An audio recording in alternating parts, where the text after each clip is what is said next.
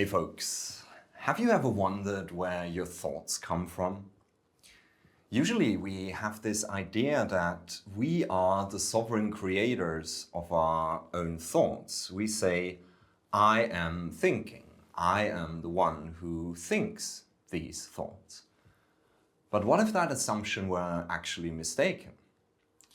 That would be a pretty big deal, given that almost everything in our lives is shaped by our thoughts, our decisions, our emotions, our beliefs, and even our sense of self. And yet, most people never stop to ask this simple question of where do thoughts actually come from? And that is precisely the question I want to investigate with you today.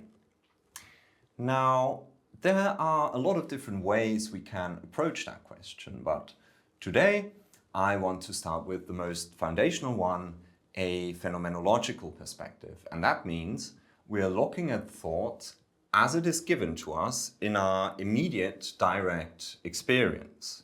So for now, no theories, no books, just your own mind as it is right now. So let's begin with a simple experiment. My task for you is really simple. I'd like you to become still for a moment, and then what I want you to do is try to predict your next thought. See if you can predict what your very next thought is going to be before it happens, okay? Pause the video for a moment and genuinely try. All right, how did that go for you? Were you able to do it? If you're like me, probably not. But isn't it strange that we can't? Like, this is something that struck me quite early in life. I remember I used to joke, I never know what's going to come out of my mouth next. I'm just as surprised as everyone else. But it's actually not a joke. It's really quite weird, because if we truly are the sovereign creators of our thoughts, shouldn't we know in advance what we're about to think? And yet, in direct experience, this is not what happens. What happens is thoughts simply appear, right? Unannounced, unbidden, and of their own accord. You don't have to take my word for it. You can see this for yourself in your own experience. You do not choose the arrival of a thought. In a way, the thought comes to you. That should already make us pause. But let's try a second experiment. Again, I have a very simple task for you, and that is stop thinking right now. For the next minute or so, try as hard as you can to prevent thoughts from arising altogether. Pause the video again and genuinely attempt it. Were you able to do it this time? Probably not, right? Turns out it's actually not so easy to stop thinking. But if the thoughts are your own, and you're the thinker of the thoughts, why can't you stop them? Like, shouldn't that be easily within your capabilities? What actually seems to be the case is that in most people, at least, thinking seems to be a kind of compulsion, right? We might even say that in a certain sense, it's a kind of addiction. One we don't realize we have, because it's a very subtle addiction and everybody around us suffers from the same thing, and we just think it's normal. But is this something that could actually be changed? Let's try and find out with the third experiment. Now, this is the best one yet. It's going to be quite amazing, I promise you. Again, the task is very simple. As I speak, just listen carefully, pay close attention to my words, and now also notice that there are actually tiny gaps between those words. And notice the silent intervals. Notice what is going on there. In those brief gaps, there is no thought. Just silence. Just awareness. And notice how peaceful that is. How sweet. How delicious even.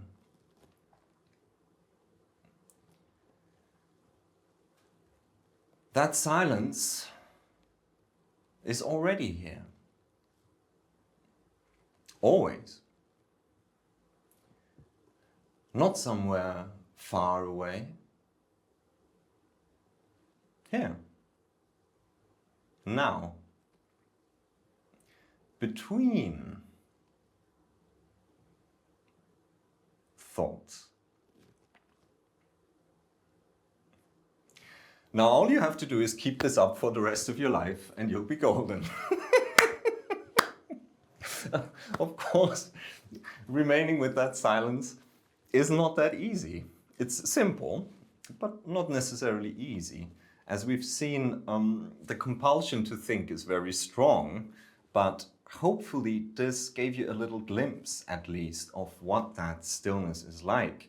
And also the faith that this stillness is available and within reach for you too. But for now, let's move on to the fourth and final experiment. Now, this one is less of a quick experiment and more of an ongoing observation, but I'll give you the instructions here and you can do this whenever you feel like it. For this, let's call it exercise, again, become still for a moment.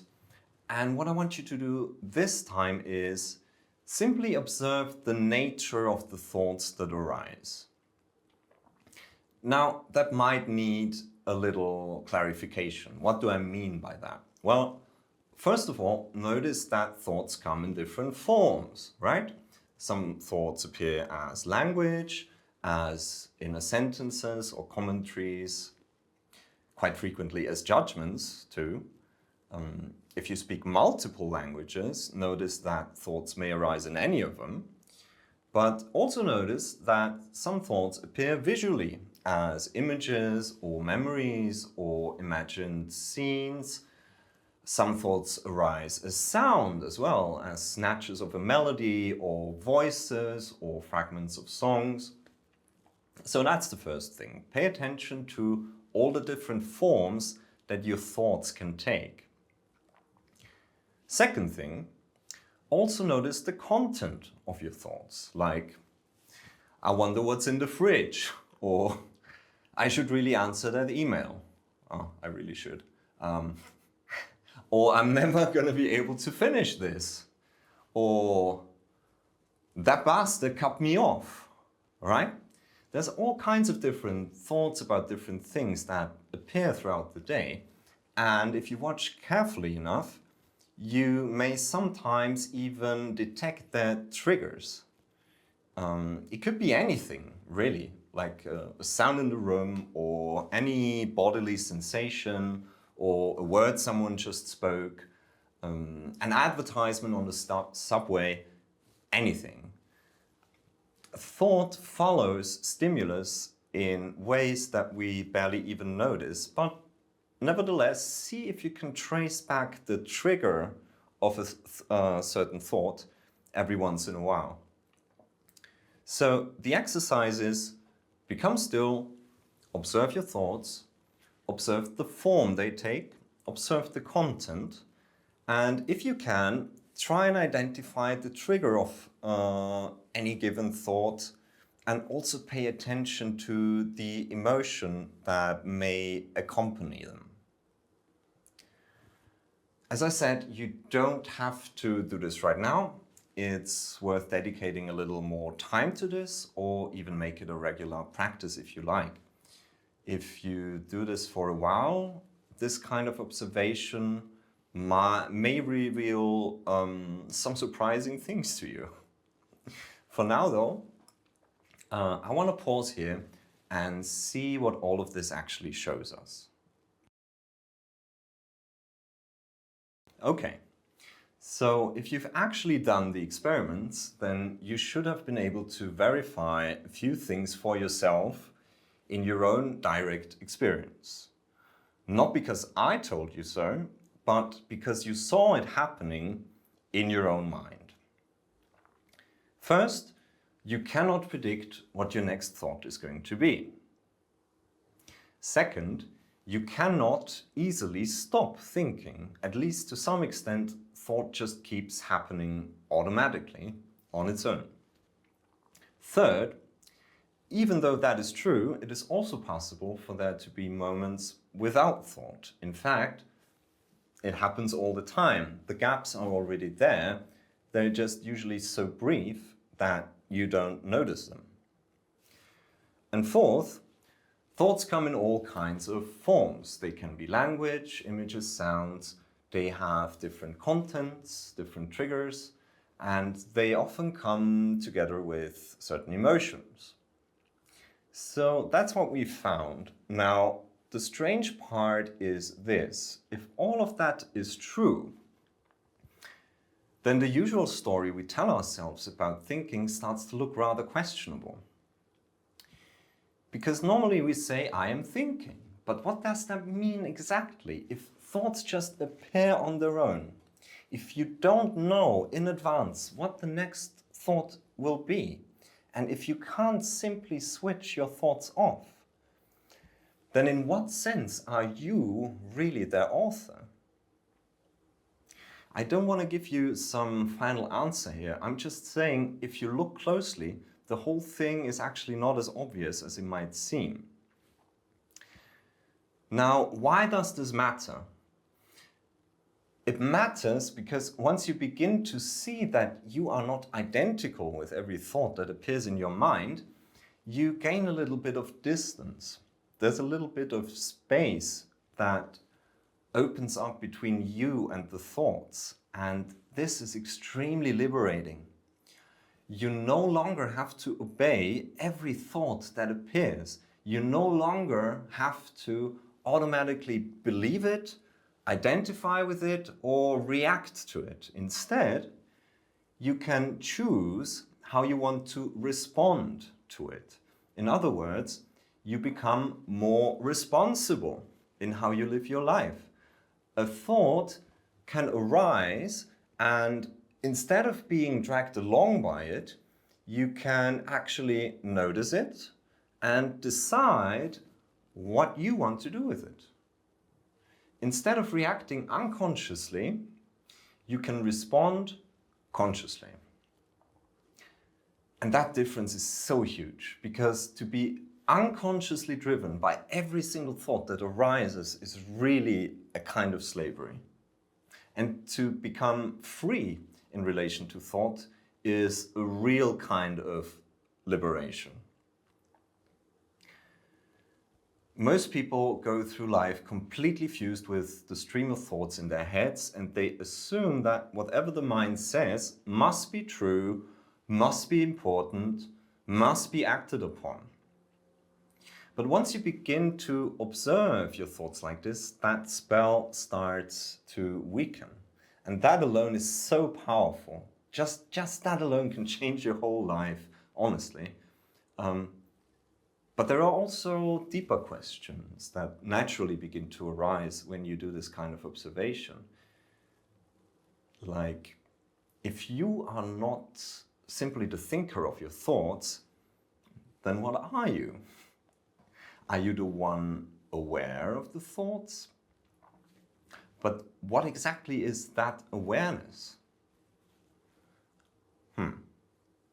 That's a much deeper question, and we're not going to go all the way into that today.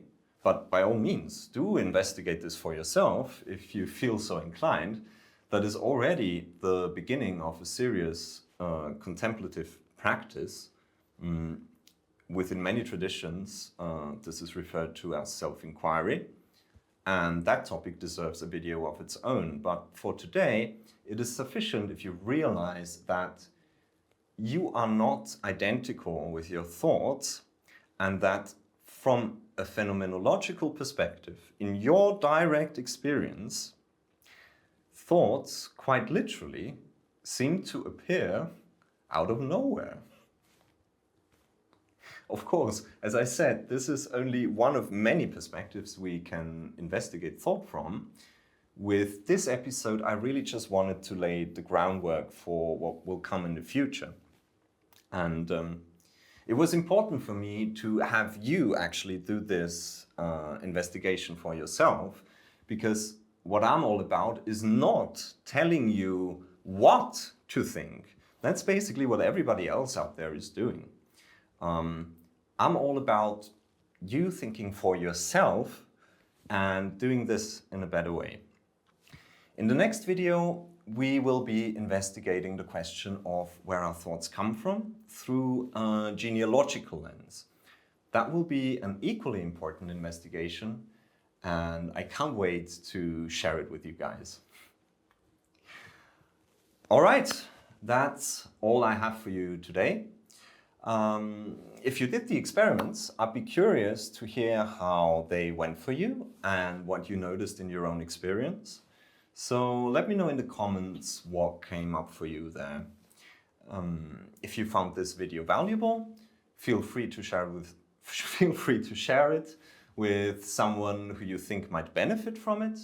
Also, if you'd like to explore more of what I'm doing, you can check out my website. The link's in the video description. And what you'll find there right now is my blog, where I post things pretty much every day. Thoughts, reflections, little essays, music, quotes, videos, anything I come across that resonates with me, really. So if that sounds interesting to you, you're very welcome to have a look. And with that, thank you for being here, and I'll see you in the next one.